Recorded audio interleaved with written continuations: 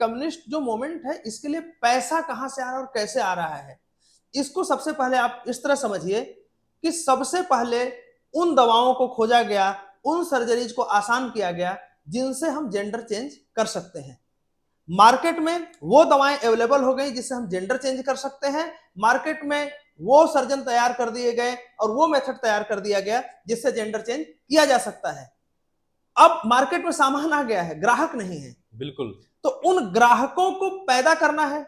और pharma lobby और ये हथियार बेचने की लॉबी ये दुनिया की सबसे बड़ी लॉबी है।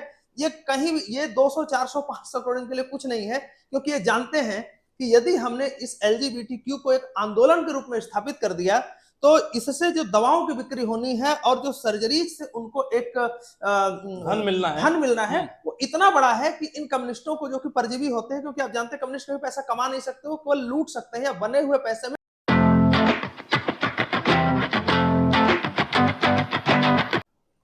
नमस्कार, आप देख रहे हैं लोकरंग और आपके साथ मैं डॉक्टर भूपेंद्र। सुप्रीम कोर्ट ने आज एलजीबीटीक्यू यानी समलैंगिक जो विवाह की जो बात चल रही थी समाज में, उस पर पिछले 10 दिनों से एक लंबी सुनवाई हुई और बड़ी फास्ट ट्रैक की सुनवाई हुई। उस पर एक आज बड़ा डिसीजन दिया है और सुप्रीम कोर्ट ने समलैंगिक विवाह को कानूनी मान्यता देने से इनकार कर दिया है। 5 जजों की यह संवैधानिक खंडपीठ थी जिसमें कि जो ये फैसला आया है 3-2 से आया है, अर्थात 2 जज ऐसे थे जो कि ये समलैंगिक विवाह के पक्ष में थे और उनको तमाम तरह के संवैधानिक अधिकार देने के भी पक्ष में थे, जबकि 3 जज इस बहुमत से इसके खिलाफ खड़े हो गए। और सीजीआई जो कि काफी लिबरल भी माने जाते हैं, उन्होंने बार बार इसके पक्ष में आज जब अपना फैसला वो दे रहे थे तो उनका व्यक्तिगत जो अपना बयान था उसके पक्ष में आया। इन्हीं सब बातों पर चर्चा करने के लिए और कोर्ट ने जो निर्णय दिया, क्यों दिया, कैसे दिया, इसके पीछे का वैज्ञानिक आधार क्या है, संवैधानिक आधार क्या है, हमारे साथ मौजूद है राजीव शुक्ला जी। स्वागत है राजीव जी। धन्यवाद भूपेंद्र जी। राजीव जी, आज जो ये निर्णय आया है ये काफी लंबे समय से लोगों को इंतजार था कि समय सबको पता था कि आज नहीं तो कल कोर्ट में जाना ही है। तो पहले तो हमारे दर्शकों को ये बताइए कि क्या क्या निर्णय आया है, आप उसको लेकर बैठे भी हुए हैं तो उसको जरा पढ़ करके दर्शकों को बताइए हमारे। देखिए, सबसे पहले तो मैं ये बताना चाहूंगा कि जो माननीय सर्वोच्च न्यायालय ने समलैंगिक विवाहों को पूरी तरीके से मान्यता देने से मना कर दिया है। मेरे पास कुछ पॉइंट्स हैं, मैं बता देता हूं। सबसे पहले सुप्रीम कोर्ट ने यह कहा कि no legal recognition of same sex marriages, यानी कि सेम सेक्स के जो मैरिज हैं उसको कोई लीगल कानूनी उसको मान्यता नहीं दी जाएगी। दूसरा, यहां तक सुप्रीम कोर्ट ने यह भी कहा कि उस नो कॉन्स्टिट्यूशनल और fundamental right to civil unions, यानी ये जो लोग एलजीबीटीक्यू के ग्रुप के लोग यूनियन बना के जो मुकदमे लड़ रहे थे, सुप्रीम कोर्ट ने कहा कि इनको भी कोई भी अलग से संवैधानिक या जो मूलभूत अधिकार है वो नहीं दिए जाएंगे, जो सबको मिला हुआ वही आपको वही मिलेगा, अलग से नहीं मिलेगा। और इसके साथ ही साथ सुप्रीम कोर्ट ने यह भी कहा है कि जो सेंट्रल है यानी केंद्र सरकार एक हाई पावर्ड कमेटी बनाए। ये बात पहले केंद्र सरकार ने पहले ही ऑफर किया था, और यहाँ तक कि ये भी कहा था कि हम कैबिनेट सेक्रेटरी के अध्यक्षता में एक हम हाई पावर्ड कमेटी बनाने को तैयार हैं। वही बात दोबारा कोर्ट ने दोहराई है। और इसके साथ ही साथ कोर्ट ने यह भी कहा है कि ऐसे जो कपल्स हैं एलजीबीटीक्यू के, उनको एडॉप्शन का भी कोई अधिकार नहीं मिलेगा। ये मूल तत्व था। इसी बात को लेके सारी की सारी जो लड़ाई थी वो चल रही थी कि जो ये सेम सेक्स कपल हैं इनको भी बच्चों को गोद लेने का अधिकार नहीं मिलेगा। अंततः ये निर्णय आया है। ये लंबी लड़ाई लड़ रहे थे कि हमें भी अधिकार मिलना चाहिए। और दर्शकों को मैं बता दूं कि सीजीआई ने यहां तक कह दिया कि यदि मेल फीमेल बायोलॉजिकली नहीं है, केवल मेल ही मेल है या फीमेल ही फीमेल है और वो कोई बच्चा गोद लेते हैं तो उनको कोई समस्या नहीं होने वाली है। अब इस बात का क्या आधार था मैं तो नहीं समझ पा रहा हूँ, लेकिन मेरा अपना मानना है कि एक बच्चा है उसको माँ और बाप दोनों का प्यार चाहिए। बिल्कुल। और जिस परिवार में माँ या बाप नहीं होते हैं वो बच्चे कितना सफर करते हैं। अब आप आगे बताइए। अच्छा, मैं इसकी ऐतिहासिकता पे आपको थोड़ा सा ले जाना चाहूंगा कि भारत में जो विवाह है वो कैसे उत्पन्न हुआ है, परिवार की जो संरचना है वो कैसे आई है।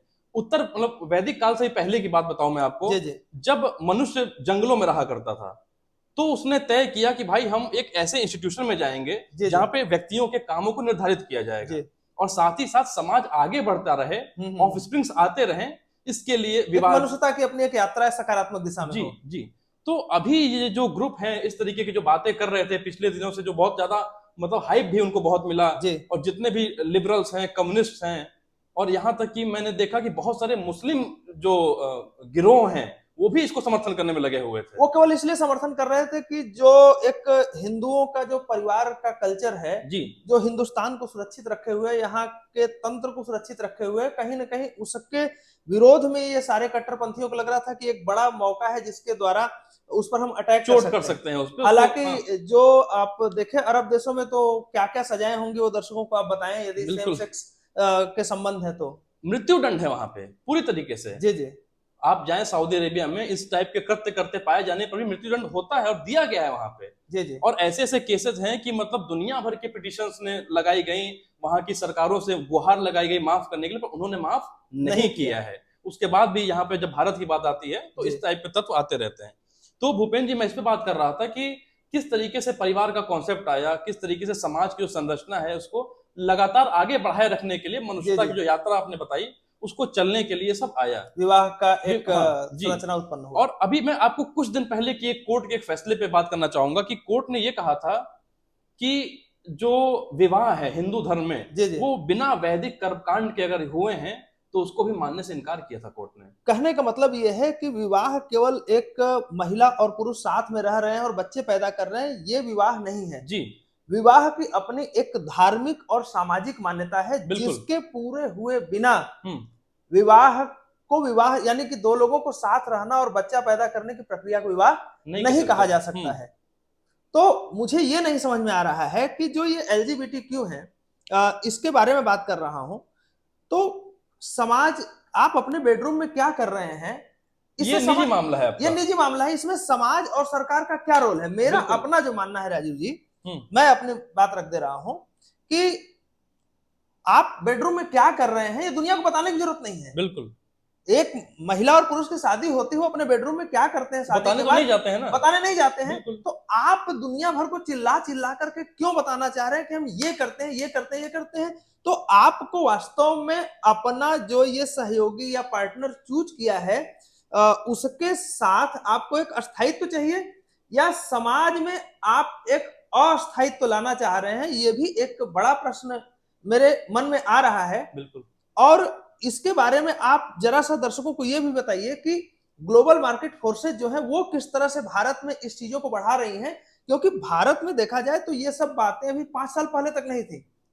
बाकी दुनिया में ये सब बातों को आने में 2 पीढ़ी लग गई और भारत में ये क्या हो रहा है कि ये सारी चीजें अचानक इतनी तेजी से 2, 3 साल 4 साल में आ रही हैं। देखिए भूपेंद्र जी, भारत में आजकल या मैं कहूं पिछले एक दशक से, जब से मैं कहूंगा बल्कि 1990 के बाद से जब से ये LPG आया भारत में, लिबरलाइजेशन और प्राइवेटाइजेशन आया, तब से जो भी भारत में होता है इसमें बाहरी ताकतों का भी एक बड़ा रोल रहता है। अगर बात करें LGBTQ को लेके तो इनका जो पूरा मूवमेंट संचालित होता है ये संचालित होता है कम्युनिस्टों के द्वारा। कम्युनिस्ट ही वो एलिमेंट, मेन एलिमेंट है भारत के अंदर जो भारतीय परंपरा के अनुसार जो भारतीय परिवार है, भारतीय समाज है, उसका जो मूल संरचना, उसका जो मूल ढांचा है उसको तोड़ना चाहते हैं। आप जाके देखिए JNU में क्या होता है, कौन नहीं जानता है इस चीज को।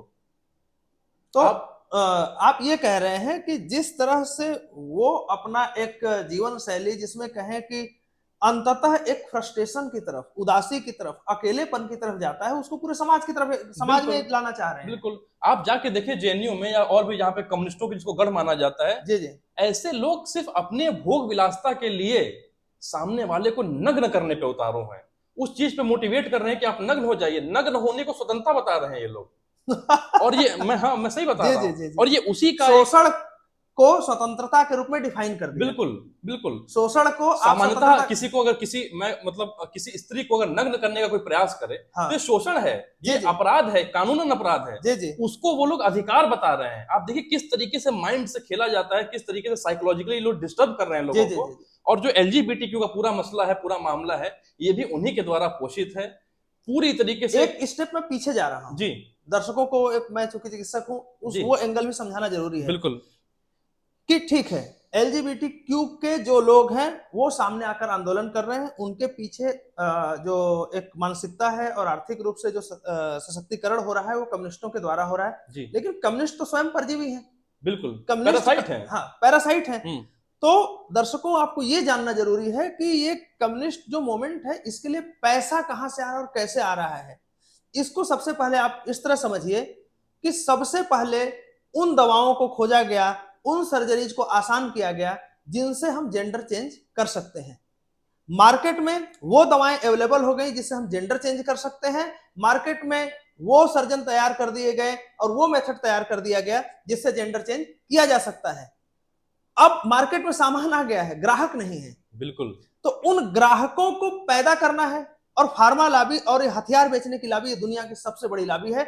ये कहीं भी, ये 200, 400, 500 करोड़ के लिए कुछ नहीं है, क्योंकि ये जानते हैं कि यदि हमने इस LGBTQ को एक आंदोलन के रूप में स्थापित कर दिया तो इससे जो दवाओं की बिक्री होनी है और जो सर्जरीज से उनको एक धन मिलना है वो इतना बड़ा है कि इन कम्युनिस्टों को, जो कि परजीवी होते हैं, क्योंकि आप जानते हैं कम्युनिस्ट कभी पैसा कमा नहीं सकते, वो केवल लूट सकते हैं या बने हुए पैसे में अपना हिस्सा मांग सकते हैं। एक बात मैं आपको रोकना चाहूंगा, पीयूष मिश्रा जी एक बड़े लेखक हैं, संगीत अभी उनकी पुस्तक काफी चर्चा में भी उनकी पुस्तक आई, ऑटोबायोग्राफी आई, उसके बाद उन्होंने तमाम इंटरव्यू भी दिए। उसमें उन्होंने कम्युनिस्टों की पूरी पोल खोल के रख दी कि कम्युनिस्टों ने मुझको सिखाया कि धन कमाना गुनाह है, कम्युनिस्टों ने मुझे सिखाया कि परिवार दुश्मन है। जी जी। तो आप देखिए, जब पीयूष मिश्रा जैसे समझदार इंसान को उन लोगों ने अपने चकमे में ले लिया, अपने गिरोह में लेके 20 साल तक शोषण किया उस आदमी का। सही बात है। तो वो कैसे, जो गरीब देश की जो आम जनता है, गरीब जनता है, गांव में रहने वाली जनता है, उनके दिमाग से कैसे खेल सकते हैं, आप खुद सोच सकते हैं।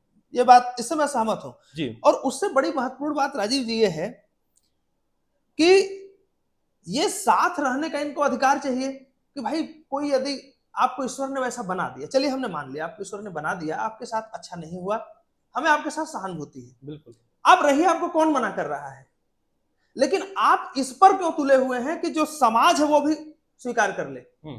आप समाज पर अपना विचार क्यों थोप रहे हैं। जैसे मैं इसको और अच्छे से दर्शकों को बताऊं तो जैसे मेजॉरिटी जो है अपने विचारों को माइनॉरिटी पर थोपने लगे तो वो अच्छा नहीं है।